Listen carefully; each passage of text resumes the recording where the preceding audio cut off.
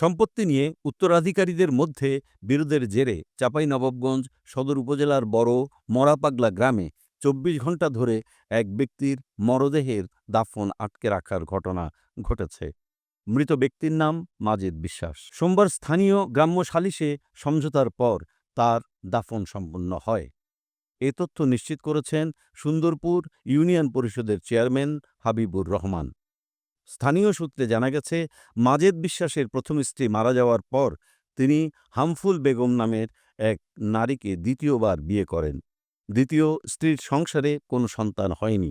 প্রথম পক্ষের ১০ সন্তানের মধ্যে ৭ জন জীবিত, যাদের মধ্যে ২ ছেলে লতিফুর রহমান ও আব্দুল জব্বার পুলিশে কর্মরত।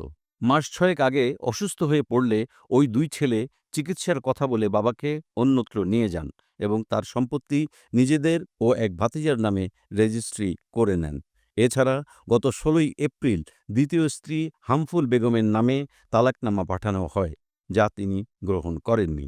রোববার রাজশাহী মেডিকেল কলেজ হাসপাতালে চিকিৎসাধীন অবস্থায় মারা যান মাজেদ বিশ্বাস, কিন্তু তার মরদেহ গ্রামের বাড়িতে আনা হলে স্ত্রী হামফুল বেগম ও এলাকাবাসী দাফনে বাধা দেন। সোমবার সকালে ও বিকালে ২ দফা গ্রাম্য সালিশ হয় ইউপি চেয়ারম্যানের নেতৃত্বে। পরে ৩০০ টাকার স্ট্যাম্পে সম্পত্তি বণ্টনের প্রতিশ্রুতি দিয়ে দাফনে সম্মতি দেওয়া হয়। পুরো সময় মরদেহটি ফ্রিজিং অ্যাম্বুলেন্সে রাখা হয়। সদর থানার ভারপ্রাপ্ত কর্মকর্তা মতিউর রহমান গণমাধ্যমকে জানান, ঘটনার খবর পেয়ে পুলিশ পাঠানো হয়েছিল। পরে সালিশি মীমাংসা হওয়ায় দাফন সম্পন্ন হয়।